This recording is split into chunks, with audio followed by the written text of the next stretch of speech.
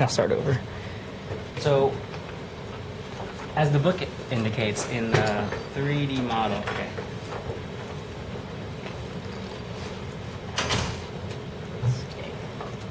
Scale Models, Chapter 6. So you all know how to create, or you can elect to create your 3D representations as a scale model. And the easiest ones are the ones on page like 200, where all it is plan and elevations, and you're just putting the elevations on the walls and raising the walls, if you will, right? So taking your plan that you've drawn here and taking your elevation and simply raising the walls to create two walls that you can then take a picture of to get that perspective. It's a simple way of taking your plans and creating the elevations. What I'm going to go through and show you guys now is a simple technique in taking your 3D model in AutoCAD. Simple extrusions, simple voids, nothing super complex. How do you create your 3D image of this? If this is just all boxes, what would you do? Sketch over it. Very good. So one of the exercises in the book as well is exactly that. Sketching. Sketching, drawing, rendering over top of it. So on page 134, right here, what you can see is on page 134, the wireframe of your computer model, and then the solid right here of your computer model, and then the sketch over top of that. So on page 134, what's the main difference between the bottom rendered and the computer model on top? Got more depth. What else? Shadows. Shadows. Good. What else? Personality, character. There's one specific thing that either the computer models are not showing that the rendering does show. More detail. Material. Like what? Materials. What specifically? There's a certain element in there, in this bottom image. What's the ceiling, the lights. Are there lights? Is there a ceiling? Remember the challenge, RCP? That's where all of your opportunity is in your ceiling. Plans, you can all space plan. Everyone can put furniture around stuff, but in the ceiling, the lights, the acoustics consideration, that's where your opportunity mostly lives. So, in the computer model, if you can get to this, or you can build just boxes, just like what this is, how would you quickly create what you saw in the bottom of the page, that page? Light boxes are great.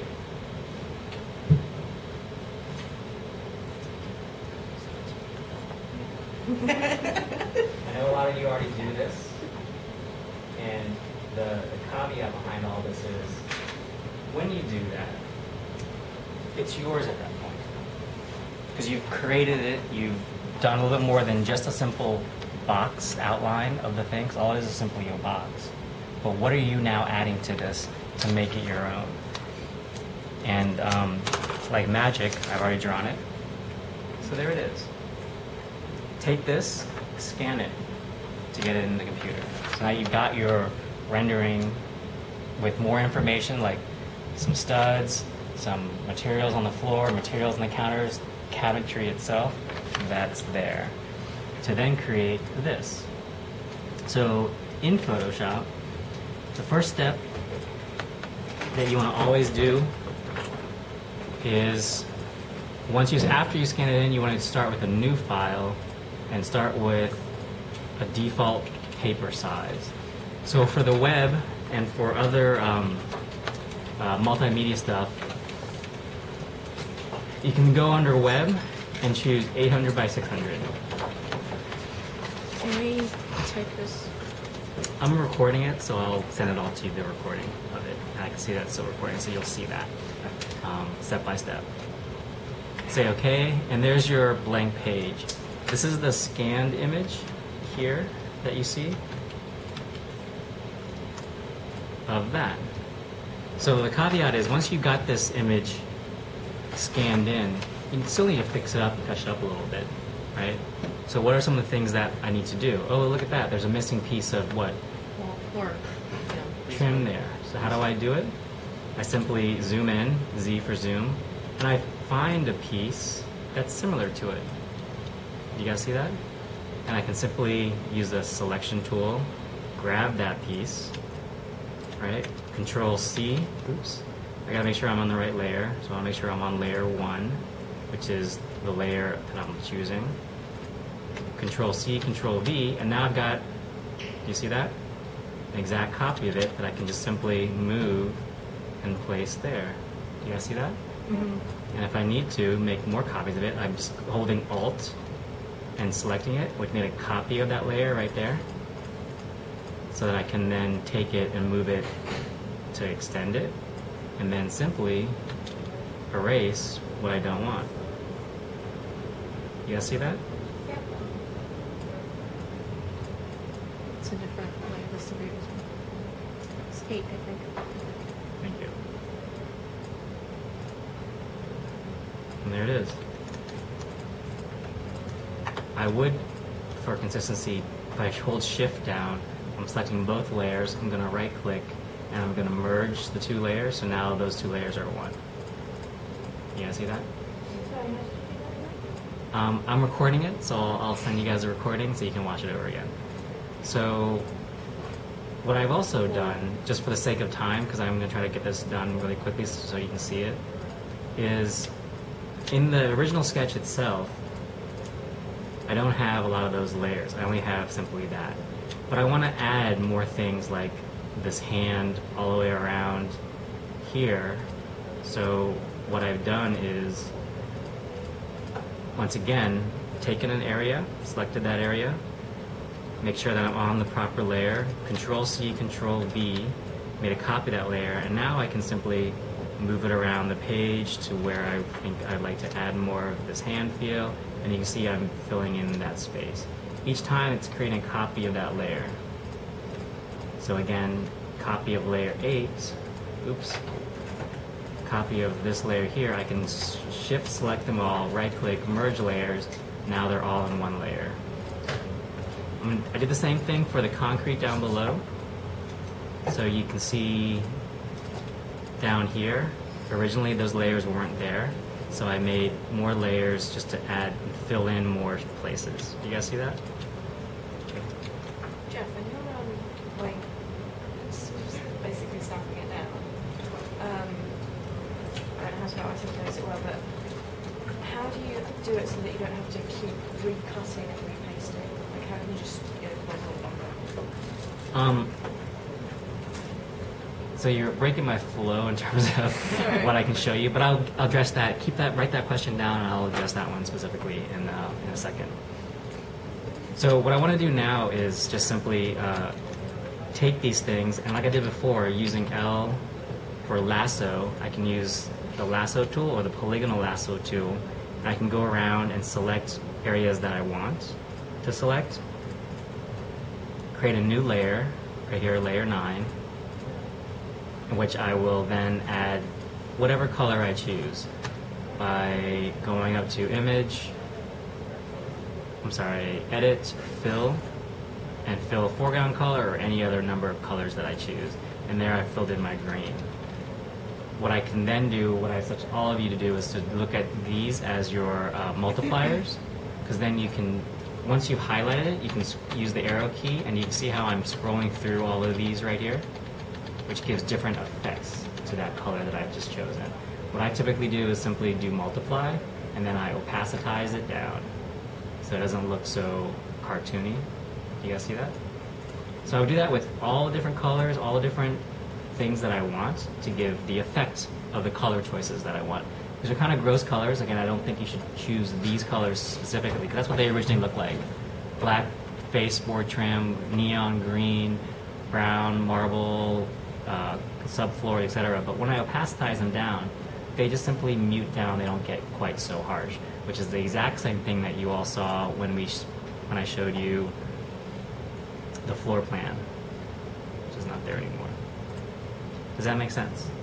So the exercise is to get it into Photoshop, to get to at least here, to where once you've got all these things in there, and you've touched up your image as much as you want, you would then right-click, merge all your layers into one, and then if I click and hold this layer and I drag it, I can drag it into my new page. Oops. I'm sorry, if I click the whole thing, I can drag it into my new page, which is there. But what did that do? It's humongous. Why is that? Because your new document is smaller. Because the DPI of this image, if I look at the image size, it's 300 DPI. Where my web page or my multimedia page, if I look at its image size, it's only 72. And that's all you need for web page stuff. That's the file size management that a lot of you had problems with at midterms when you imported these humongous files. It took a year to open up in PageMaker, or I'm sorry, in PDF. So in this case now, once you've got it in there, I can simply go to File, Edit, just Edit, Transform, Scale. And up here, if I choose the link tool, I can simply take away and make it, say, 30%. So you see how now I'm scaling it down to fit the size of the paper. So if I make that, let's say, 20%. So now I can place it on my page a little more scale. And when I file, say, this project, right next to that one, I'm going to call it page 2. If we compare the two pages, what you'll see is size difference. Do you see how one, because it was 300 DPI, is what? 7 megabytes in size. The one that I just saved, because it's only 72 DPI, it's 853 kilobytes per size, less than a megabyte per size. So when you look at the two files on screen, they look exactly the same. Does that make sense? So that's how you'll start your web page, by going to File, New, and choosing Web. And again, web works for either web page or your multimedia, PowerPoint, PDF. It'll just shrink the file size of your stuff to a good manageable size, so that when you're laying things out in your Photoshop, it's not a huge burden in moving things around, where in here it's much larger, takes a little bit longer to do things, hard to navigate around. Does that make sense? Yeah? Okay. Good. So, step 1. First, you got to create the stuff. So it would take 20 minutes or so to trace this. Unless you have something you already want to work with, you're welcome to work with something. But what I'm looking for step 3 is to scan it and get this into Photoshop. So whether you use this exercise that I'm going to give you, or if you have some three-dimensional thing that you already want to sketch and draw if that's your own, you're welcome to do that as well. But I'm looking for this scanned into, and bring it into Photoshop, and then start your page 800 by 600 minimum, import your 3D sketch into Photoshop. Any questions? These are all up here for you to grab. I'll address your question now in a second. These are here for you to take as examples to get into Photoshop. This is just an exercise, right? This is just simply an exercise, yes.